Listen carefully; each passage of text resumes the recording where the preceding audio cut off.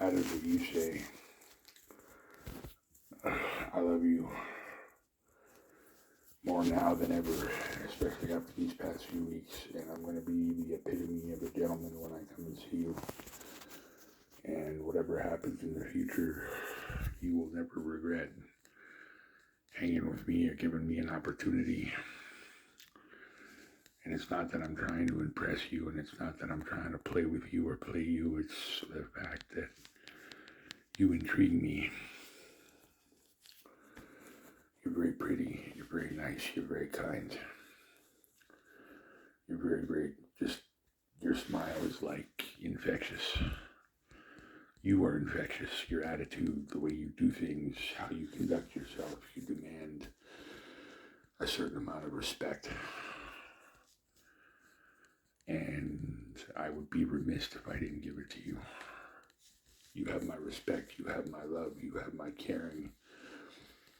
You have the gentle side of me, because my mother, as I mentioned last night, basically always told me that if I never did anything by a woman that was even slightly misconstrued as aggressive, that she would whoop the shit right out of me. And if nothing else, the memory of that woman coming back from the dead with a 2x4 in her hand and a bunch of chains on her going ooga booga booga scares me to no end. But even if that wasn't the case, it's just not in my nature to do it. And I promise that I will always be gentle with you unless you want me not to be. And that I will always love you. And like I said, if you have a bad day, I will take you upstairs and cuddle you and hold you and run you a bath and get you a coffee if you're pregnant. I will bring you a pillow so you can rest your feet. Go get you pickles and eggs or some weird shit that you want, and not make fun of you for it. And I will always be there for you, I promise.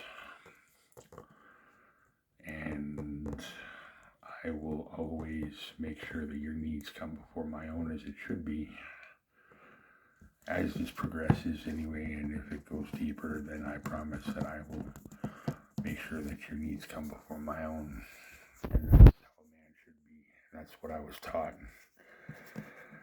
And I think the world of you, and I always have. I think since before I met you, I thought I knew you. And what you have to understand is, or what I would very much like you to understand is, I feel lucky in the sense that you have hung with me even for this long, and I will never let you feel unappreciated for that.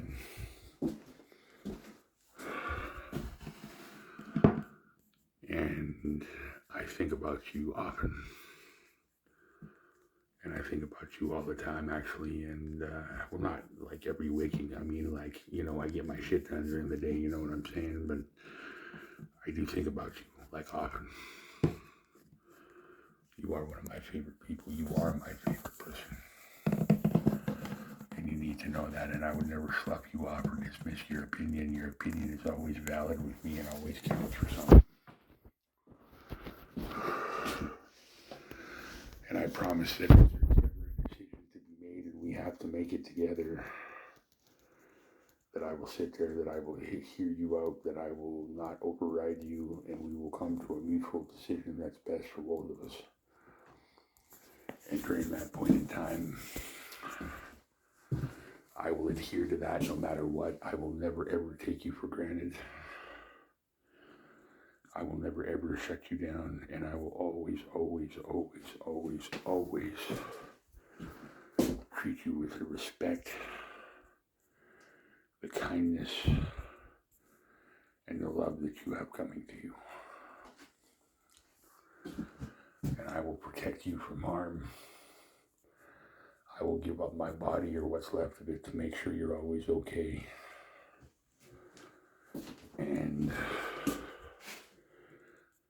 is the same, if things progresses and there's more additions or whatever, or this moves forward or deeper or whatever, I will protect my family, I will protect you, and I will always, always, always, always, always love you. And I will always be there to cuddle with you. Oh, who am I kidding? I like cuddling too. And I will always be there to wipe away your tears and to bring you flowers on Valentine's Day. And on your birthday, we are always going to a 4-star restaurant.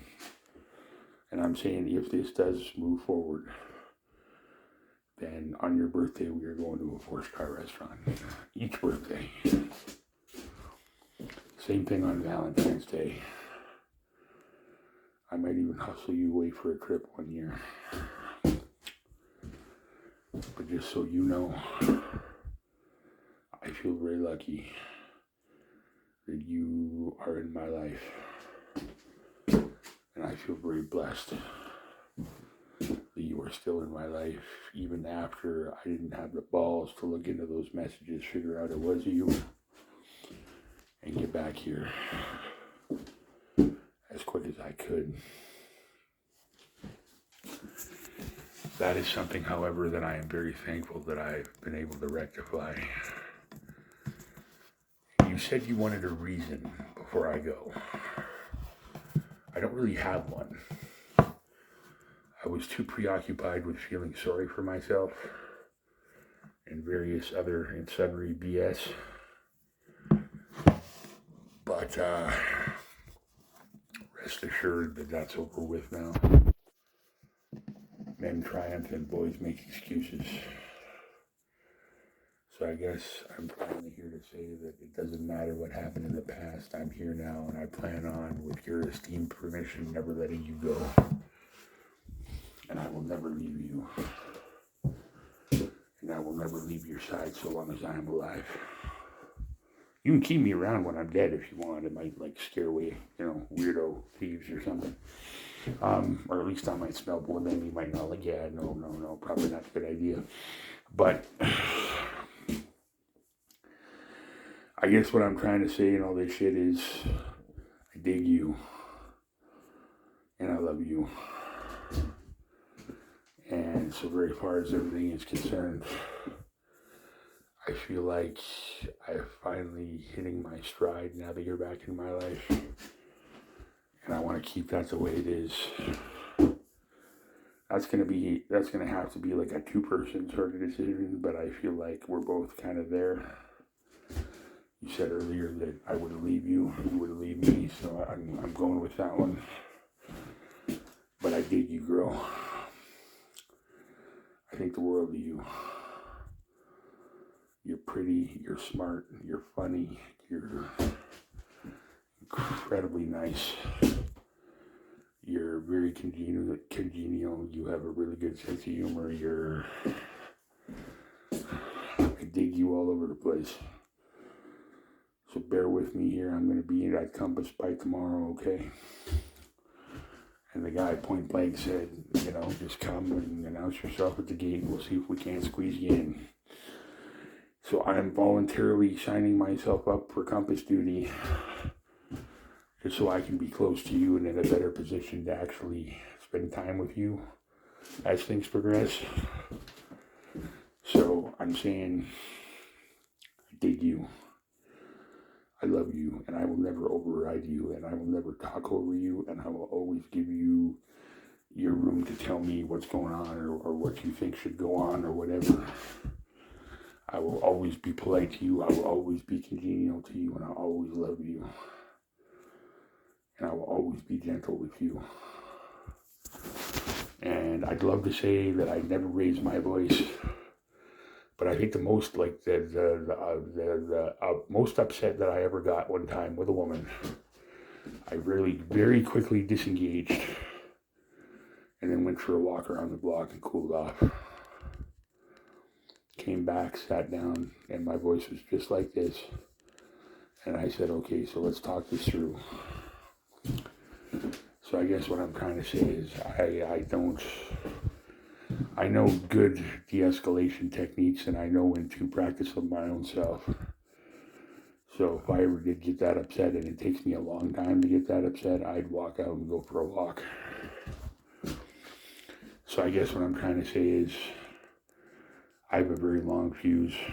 I'm a very nice man, and I promise to be patient with you, and I promise to love you, and you will be patient with me, and I know it, and you already have been, and I dig it.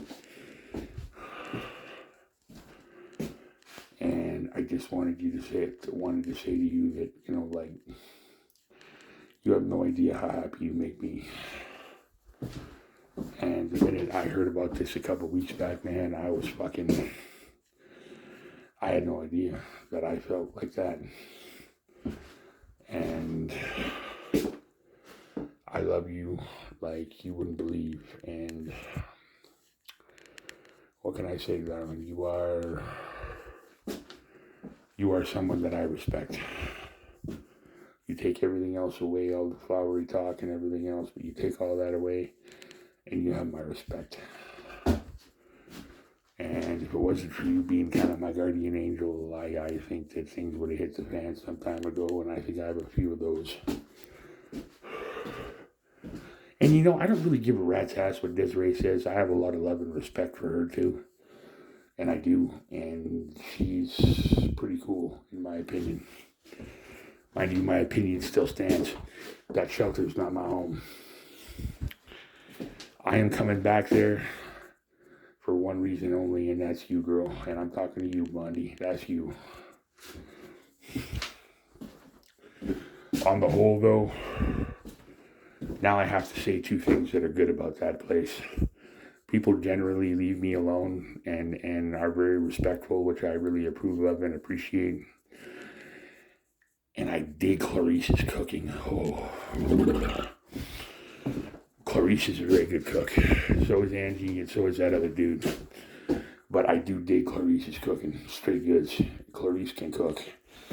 That woman knows how to bang in the kitchen. Whew. Oh, yeah. I dig her like nobody's business. That chick can go in the kitchen. Best believe. But like I said, I will always be gentle with you, and I will always love you, and I will always hold you, and I will always give you a gentle kiss goodnight, and I will always be there for you, and I will always accommodate with whatever you want. Like I said, first we try, then we trust. And I trust you more now than I did before, and I never knew that was even possible, but I trust you implicitly. And I just wanted to let you know that everything that happens in this situation going forward is completely up to you. And that's good things or bad things, okay? That's anything that happens at all, good direction, bad direction, whatever. I will look and kind of follow your lead, but the general consensus in this is going to be that it's all up to you on how that goes.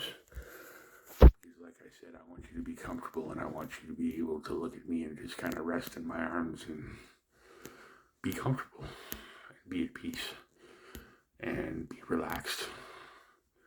So anything that happens in this particular situation is going to be up to you, and I will follow your lead. I feel like that's going to be the thing that makes you most at ease, and that's going to make this most successful. So you have a great night, and I will talk to you when I get there tomorrow, okay? I love you. Bye.